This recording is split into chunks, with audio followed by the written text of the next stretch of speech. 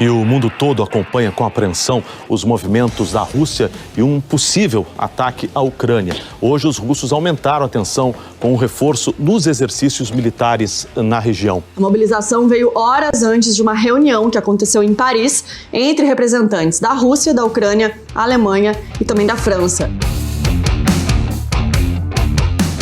Foram 8 horas de maratona de reuniões em Paris, na tentativa de encontrar uma saída diplomática para a tensão militar acirrada entre Rússia e Ucrânia.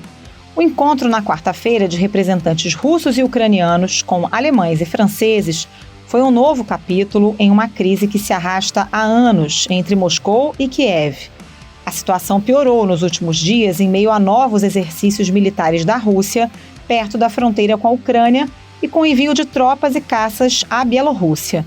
A Rússia não quer perder seu poder de influência entre as antigas repúblicas soviéticas e também não vê com bons olhos a aproximação da Ucrânia com o Ocidente, nem o desejo de associação com a OTAN, a Aliança Militar do Ocidente, que se expande rumo às fronteiras russas desde o fim da União Soviética nos anos 90. Países como os Estados Unidos também reforçaram o envio de equipamentos militares a Kiev. A Rússia diz que não quer invadir a Ucrânia e uma intervenção militar da OTAN ainda parece pouco provável. Mas a tensão é alta.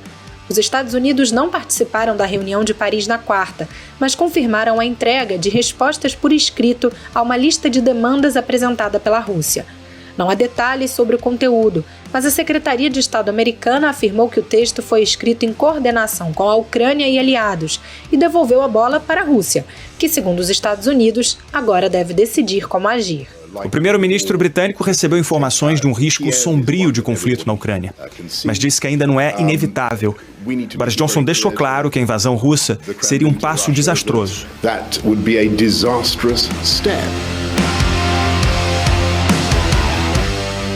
Qual é a origem da tensão que envolve Rússia e Ucrânia e por que ela se arrasta há tanto tempo?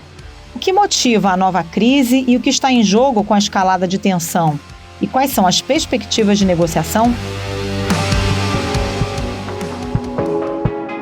Esses são os temas do Ao Ponto desta quinta-feira.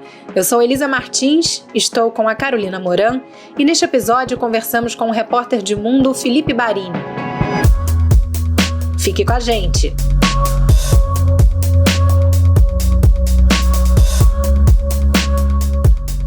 Felipe Barini, a gente acompanha uma escalada na tensão entre Rússia e Ucrânia, com manobras militares na fronteira, mas essa é uma crise que se arrasta já há anos, né?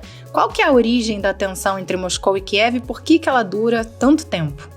A Rússia ela considera que a Ucrânia é de sua área de influência e foi uma influência que acabou um pouco perdida no caos dos anos 90, né, depois do fim da União Soviética, que a Rússia se retraiu muito, não só no cenário global, mas no cenário regional.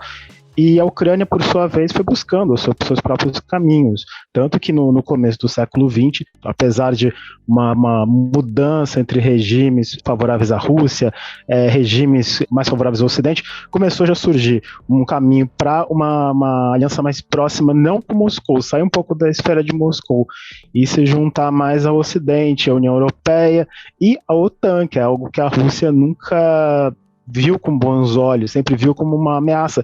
Aliás, se você pegar desde o final dos anos 90, são vários países, inclusive 3 países que eram da União Soviética, que se juntaram à OTAN. E a OTAN ela sempre foi uma aliança antagonista ao que representava a União Soviética, e a Rússia ela também sente que a OTAN é uma aliança antagonista a ela. Então, perder a Ucrânia, entre aspas, é uma coisa que o próprio Vladimir Putin colocou como uma linha vermelha, que é ele instaurar mais um país de uma aliança que a Rússia vê como uma aliança antagonista, adversária, na sua fronteira. Nesse caso, você só teria, ali do antigo bloco soviético, você só teria a Bielorrússia, que era perto da União Soviética, como uma nação aliada e que tem os seus próprios problemas internos, que volta e meia o presidente Alexander Lukashenko ele pede ajuda a Putin para resolver. O Barini, por que é importante para a Rússia manter não só a Ucrânia, mas outros países ali do leste europeu como área de influência? É uma questão de autodefesa? É demonstração de poder? Por que é tão importante manter essa área de influência para a Rússia? A área de influência ali Hoje você só tem a Bielorrússia, que a Rússia é a única aliada da Bielorrússia hoje, porque todos os outros países eles são ou da OTAN, tirando os países da Escandinávia, que eles possuem uma postura mais neutra, mas eles são, por exemplo, ou da União Europeia, ou então são aliados à União Europeia. Você tem os países do antigo bloco, que quase todos eles são da OTAN, ou querem ser da OTAN. E você tem a Turquia, que é um país da OTAN também, que apesar de não ser da União Europeia, é um país da OTAN aliado. Se você perder a Ucrânia, e a Ucrânia é um país grande, é um país com quem a Rússia tem uma aliança histórica muito grande, são duas nações, entre aspas, irmãs, a maior população estrangeira dentro da Rússia é ucraniana. Se você tiver esse país que já é hostil a Moscou desde a Euromaidan, a Revolução de 2013, 2014, se você tiver esse país definitivamente ligado a uma aliança que vê um ataque contra ele como um ataque contra todos e potencialmente com efeitos negativos para você, não é um cenário que Putin ou acho qualquer presidente um pouco mais estrategista na Rússia veria. No caso, Putin não quer nem pensar isso. Mas a Ucrânia como se chama, é a última linha vermelha que não deve ser ultrapassada pela OTAN. O clima já está tenso com a ameaça de invasão da Rússia à vizinha Ucrânia, que também faz fronteira com Belarus. Mais de 100 mil militares russos já estão próximos ao território ucraniano, armados com tanques, artilharia e mísseis de curta distância. A última leva chegou para fazer manobras em conjunto com Belarus entre os dias 10 e 20 de fevereiro. Os dois países disseram hoje que podem usar toda a capacidade militar se for necessário. Marine, pelo que você fala, tem uma questão histórica aí que une e que muitas vezes também cria conflitos, né, entre os países da região. Mas em relação a essa nova crise, o que motiva essa nova série de exercícios militares perto da fronteira ali com a Ucrânia e na Península da Crimeia, e qual é a dimensão dessa nova tensão? Acho que a gente volta um pouquinho para 2007, quando Vladimir Putin fez um discurso no Fórum de Segurança de Munique, no qual ele estabeleceu que o regime unipolar, pós-Guerra Fria, com uma potência única, no caso dos Estados Unidos, tinha acabado ali.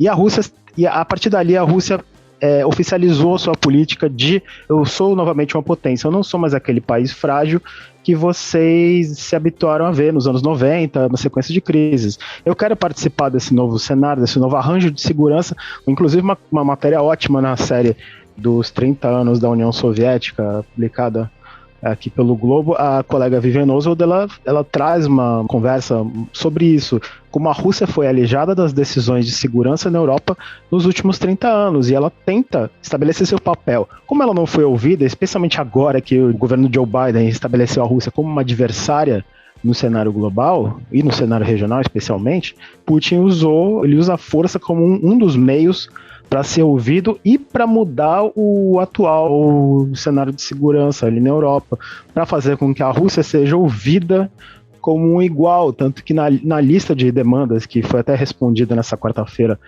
pelo secretário de Estado Antony Blinken, ele dá sinais que ele quer que a Rússia seja ouvida como igual, não mais como uma adversária, mas em pé de igualdade. Muito da crise tem a ver com isso, com a Rússia querendo marcar sua posição ali na Europa. A Ucrânia acaba sendo um degrau nessa crise. Marine, vamos detalhar um pouquinho essa lista de demandas da Rússia. Uma delas você já citou, que é essa exigência de garantia de que a Ucrânia não vai ser país membro da OTAN. Isso seria uma linha vermelha para o Putin. O que mais está nessa lista aí de demandas dos russos? Não está mencionada explicitamente na lista, mas a Rússia também não quer que a Geórgia entre na OTAN. Isso já é uma outra questão. A Geórgia, mas a República Soviética tem suas próprias questões de segurança com a Rússia, mas aí é um outro capítulo nessa crise. Tem o estabelecimento do diálogo através do Conselho OTAN-Rússia, que é um mecanismo criado em 2002, mas que ele caiu um pouco em desuso, especialmente no ano passado, quando a OTAN e a Rússia chegaram a romper relações. O ministro das Relações Exteriores russo, Sergei Lavrov, disse que a relação da Rússia com a OTAN já saiu dos trilhos há tempo. A gota d'água foi quando a OTAN expulsou de Bruxelas 8 diplomatas russos acusados de serem espiões. E tem uma que é questionada, inclusive, por historiadores, que a Rússia diz que no final dos anos 90, no final da União Soviética, em 1990, ela recebeu, o antigo líder soviético, Mikhail Gorbachev, ele recebeu garantias de Washington que a OTAN não ia se expandir para além da Alemanha reunificada. E isso significa que a Rússia considera que tudo aquilo que ocorreu depois de 1997 não deveria ser considerado. Ou seja, todos os países do leste europeu que hoje fazem parte da OTAN não deveriam fazer parte da OTAN. E isso para a OTAN é uma insanidade, e os Estados Unidos falam que essa promessa nunca aconteceu.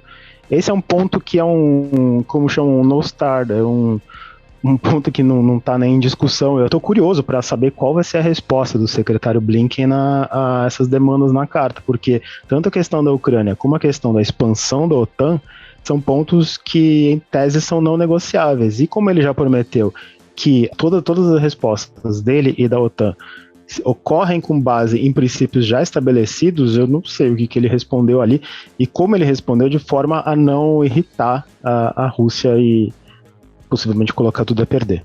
Pois é, qual que é o nível do diálogo travado pela OTAN com a Rússia e até onde parece que a aliança está disposta a fazer alguma concessão, a ceder de alguma forma? Hoje a gente está num nível um pouco belicoso. Você tem os dois lados dizendo que não vão abrir mão, mas o fato de você manter um diálogo direto, constante, e você teve uma maratona de 3 reuniões envolvendo Estados Unidos, envolvendo OTAN, envolvendo Rússia, envolvendo a Organização de Cooperação e Segurança da Europa. Você teve uma reunião bilateral entre o Antony Blinken e o Sergei Lavrov. Você tem uma possibilidade de novo encontro entre Biden e Putin, que em tese são adversários, mas eles mantêm um diálogo. Eu acho que o grande ponto agora a ser louvado, porque o resultado a gente não vai ter tão cedo, eu acho, mas o grande, entre aspas, ponto positivo para a diplomacia é justamente o diálogo entre todas as partes. Inclusive, os Estados Unidos mandaram uma das suas diplomatas mais experientes, a Wendy Sherman, que já foi envolvida em negociações com a Coreia do Norte, com o Irã, e ela que está comandando a delegação americana nessas negociações.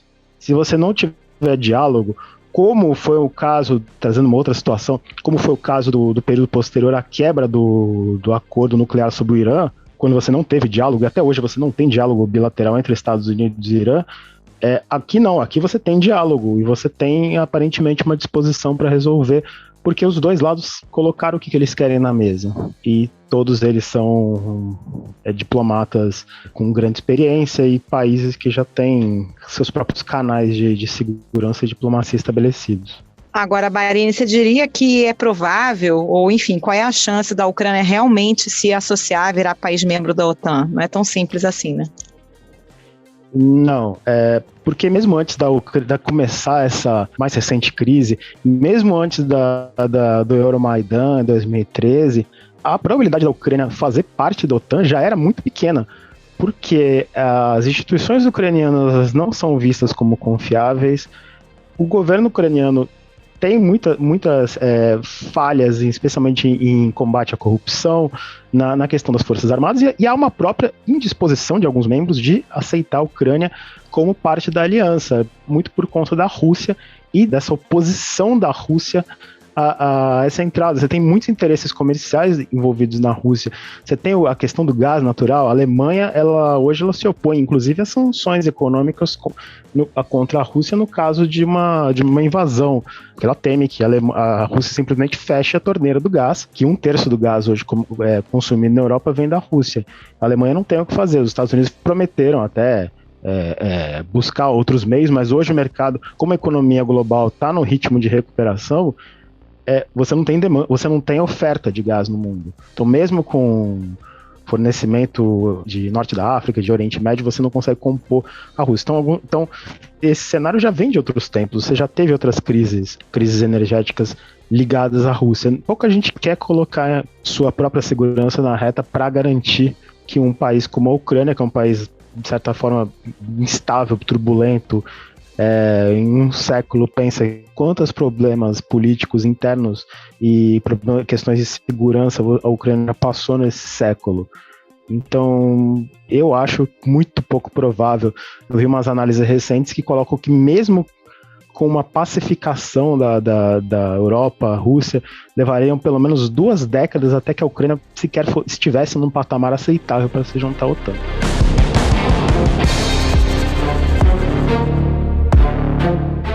Aline, até pelo cenário que você descreve, a questão do gás, a questão de haver um diálogo que você comentou que com o Irã, por exemplo, não existe, o que dessa mobilização militar na fronteira, dessa movimentação, é mais uma demonstração de poder ali de ambos os lados e o que é uma possibilidade real de um conflito? Na realidade, ninguém quer um conflito. Um conflito ali, na escala que ele pode ocorrer, ele é ruim para todos os lados. Ele é ruim para a Ucrânia, que vai se ver invadida por uma potência militar muito mais poderosa do que ela. Você tem os custos para a Rússia, que é uma guerra bem maior do que as travadas recentemente.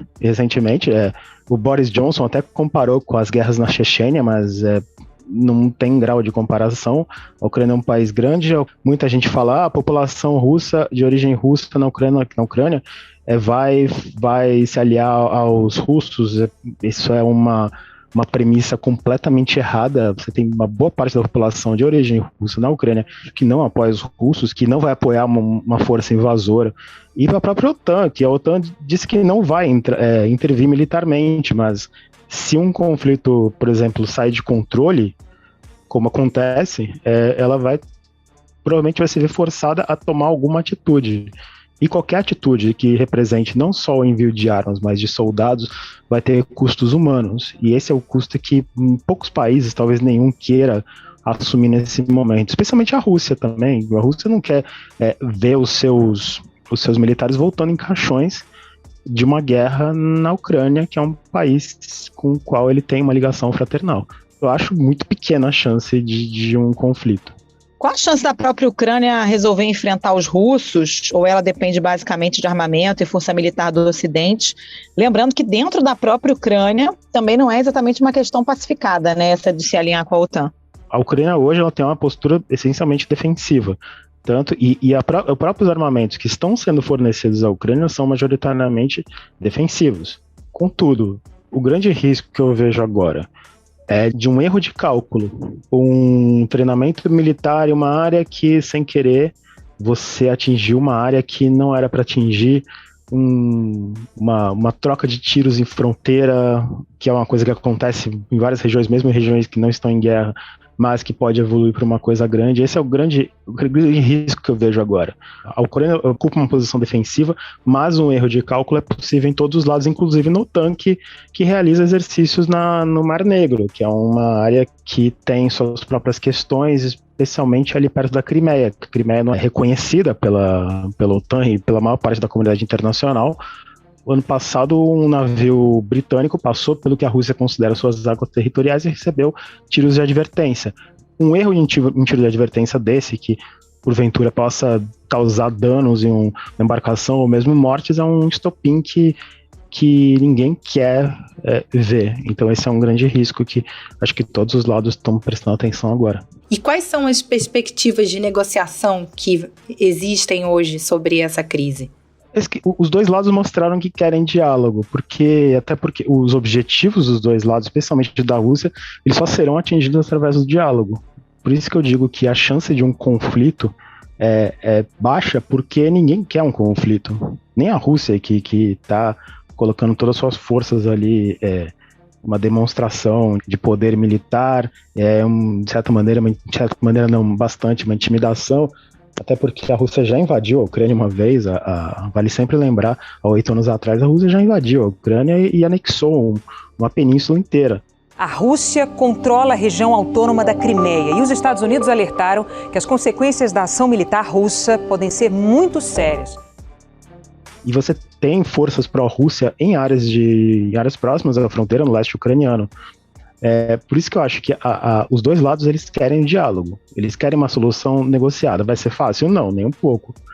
Mas ninguém quer uma solução militar. Por isso que eu acredito que nesse momento a tendência pode ser que ocorra uma elevação de volume por parte de algum dos lados. Você tem o Boris Johnson fazendo discursos raivosos, alertando para um conflito. Você tem o Biden e pessoas da administração Biden dizendo que um conflito é iminente, que Putin precisa fazer algo, mas eu acho e torço para que ninguém compre essa ideia para valer.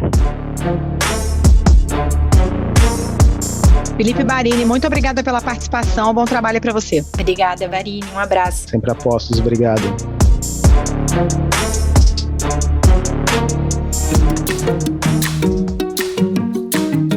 Esse foi o Ponto de hoje, o podcast diário da redação do Globo. Nessa conversa a gente conta com a participação de toda a equipe do jornal, as mesmas pessoas que levam até você informação e análise de qualidade todos os dias.